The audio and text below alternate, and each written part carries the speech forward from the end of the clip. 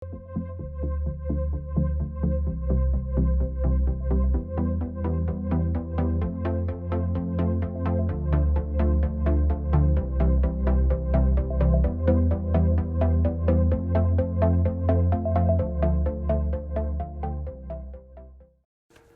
Imboden, thanks for joining us.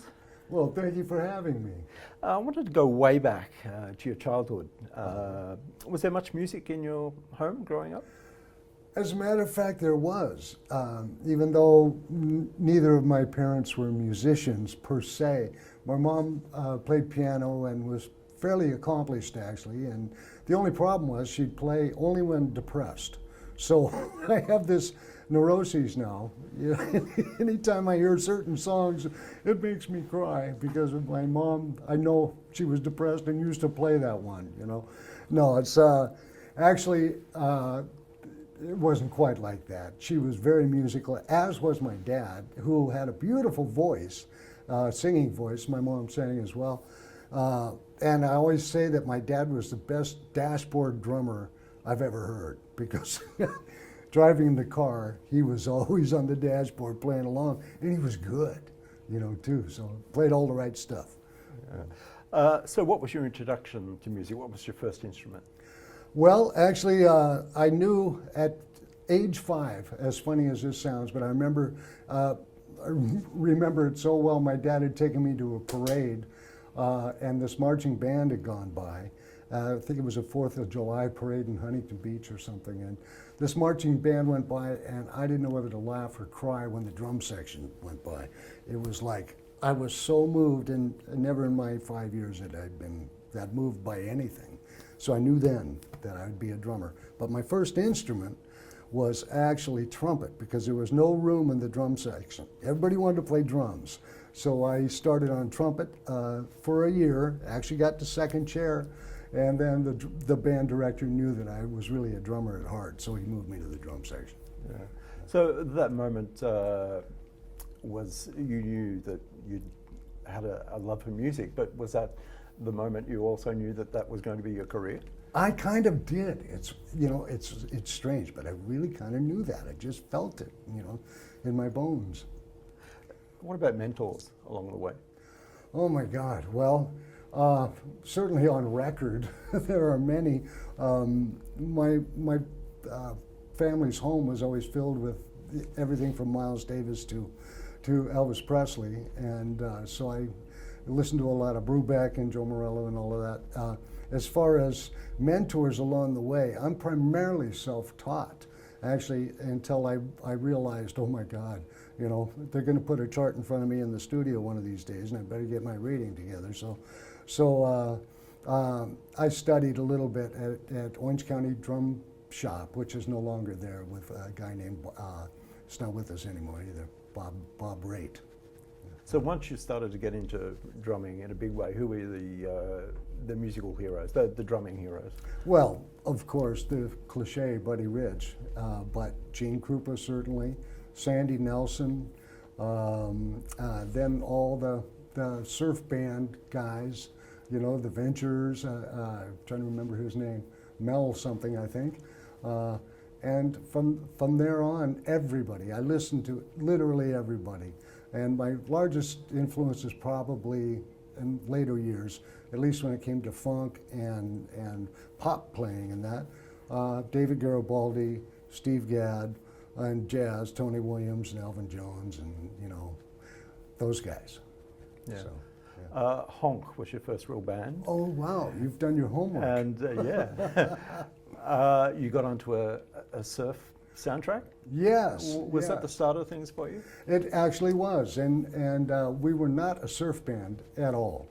But we knew the filmmaker, and he knew the band, and he knew we were good, and he knew that we were fairly creative, and that we could probably come up with music for his film, which at the time was a revolutionary film. It was and actually it went on to be the largest selling film of 16 millimeter of any kind to that date.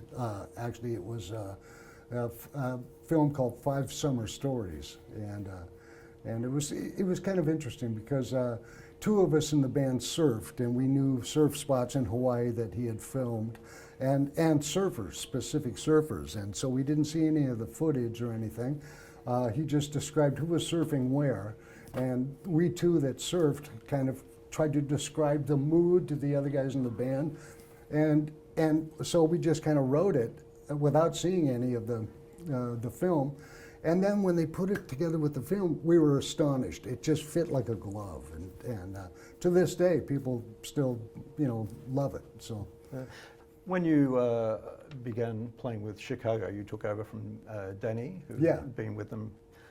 He was the original drummer. What was your approach to those classic songs? Well, originally, they encouraged me to not play exactly what Danny had played on the record or on the live performances that I'd gotten the tapes of.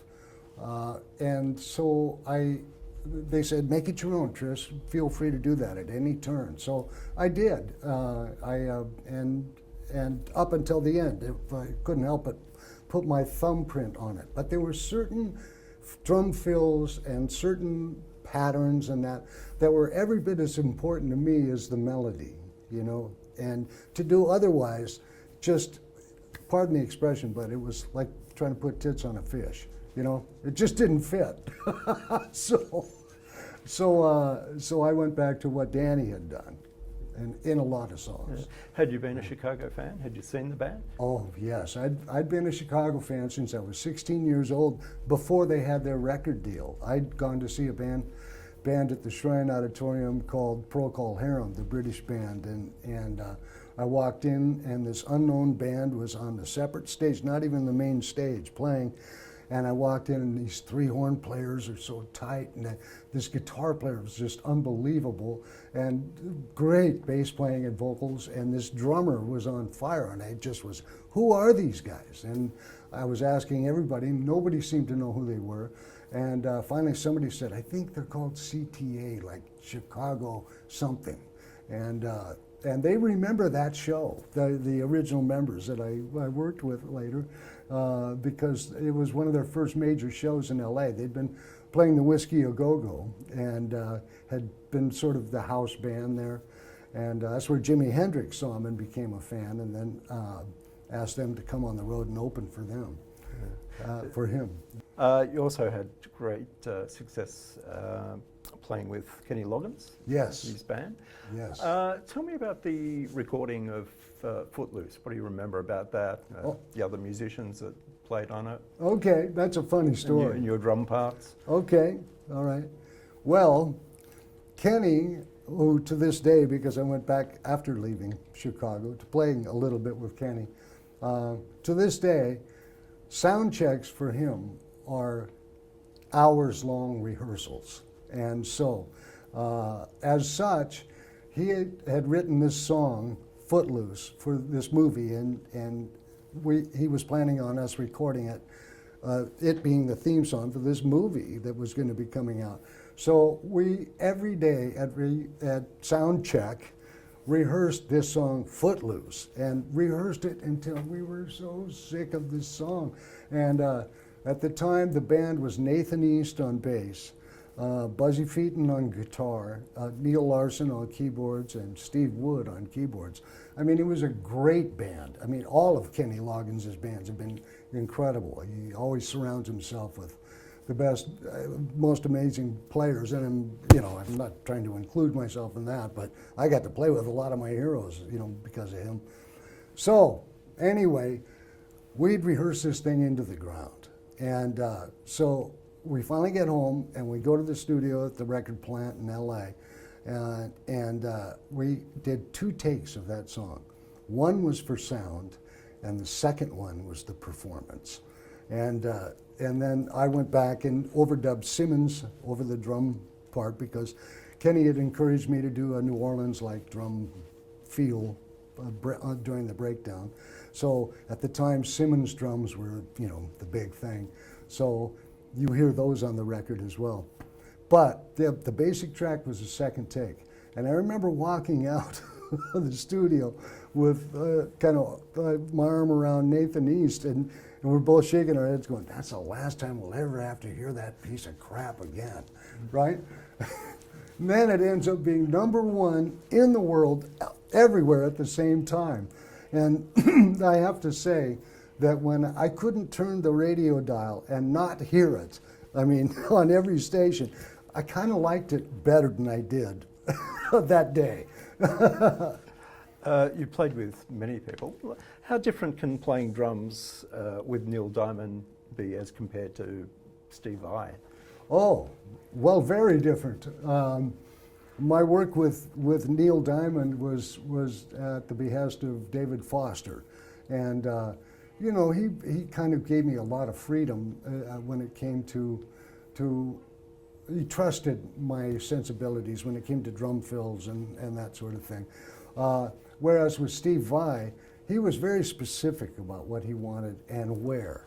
And not that he told me verbatim the fill he wanted, but he kind of made it pretty clear what he did hope for there. So, but both are perfectionists and both absolutely brilliant.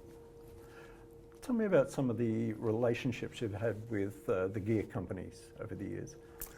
Well, I was with Zildjian for the better part of maybe 30 some odd years. Avita Zildjian and NK Zildjian and the Zildjian sticks and all of that. And I can't say enough about what a great company they are. I now play Paiste and have been a Paiste artist now for the past 10 years. And they too have made me feel like Zildjian did, like family. In fact, when I was on the road and in Switzerland, they actually took me to the factory outside of is it Zurich that we're in? Yeah. And up into this beautiful factory way outside of town, a couple hours out of town, overlooking this lake. And the ancestral Paiste home is right next to the factory. And they cooked me a birthday dinner and everything, Kelly Paiste and Eric, and it was just amazing.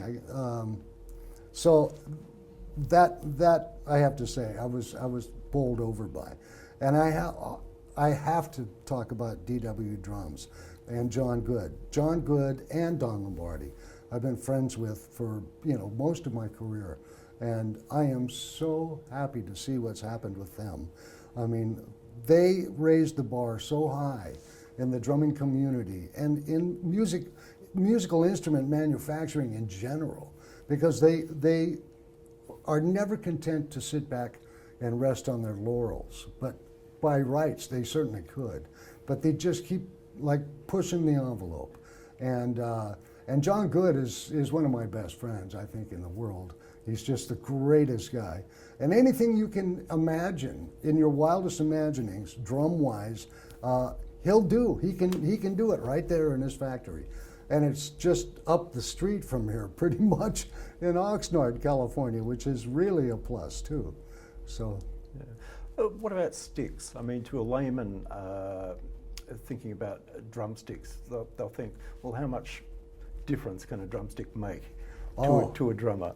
Well, that's a really good question, and it would seem like there shouldn't be much, but there's a lot, and I have to say, Vic Firth sticks, which I endorse and have for a number of years now, are by far the finest quality, and they used to like balance them. I mean, actually weigh them and make sure they were the same weight, because as you can imagine, even though there might be two hickory sticks or made out of hickory or whatever wood, each log that it was cut from will have different densities and all of that. And so as such, each stick potentially could weigh a different weight, and that affects your feel when you're playing. So Vic Firth has always been very, very aware of that and conscious of that.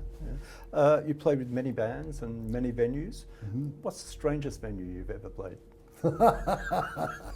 Wow. You mean aside from like those kind of bars, right? Well, I have to tell you, it's a little bit of a story, but early on with Kenny Loggins, when he had gone solo from Jim Messina, we did a show at Shamu Stadium in Marineland, only where the band played was actually right adjacent to where Shamu would come up, you know, and come up on the concrete that had about this much water in it, right? But we were on the stage above that where the trainers would be. It's not even a stage, it was just elevated from there. So that was weird enough. Plus we were separated by this giant Shamu pool, and then the audience was beyond that, right? So we're playing, here's the thing. And Kenny's trying to get the the audience all up, and he's running back and forth on the stage, and he's got an electric guitar on, right? So he steps off right into Shamu, where Shamu goes whoop, like this, and he's standing this deep in water with an electric guitar on, right? If he had even thought to touch his guitar or had twitched, there would be no more Kenny Loggins, right? So his guitar tech is panicking, and he runs up, and what's he do? He turns down the guitar. He does not plug him. He just turns the guitar down. That may have been the strangest gig. One of the funniest, anyway. There's so many over the years, though. What are you most proud of in your music career? Oh, gee, well, speaking of Kenny Loggins, I am so proud of a couple of songs in particular. One being, This Is It, of course. Those Michael McDonald, Kenny Loggins collaborations, I mean, that was just a magical combination. I mean, it was like some alchemy there, you know. Everything they touched. That was the first song the first song they wrote together was What a Fool Believes, right? So they won a Grammy for that one, right? Everybody knows that song everywhere. And so I guess, so the story goes, they were afraid to write another one because their batting average was so good.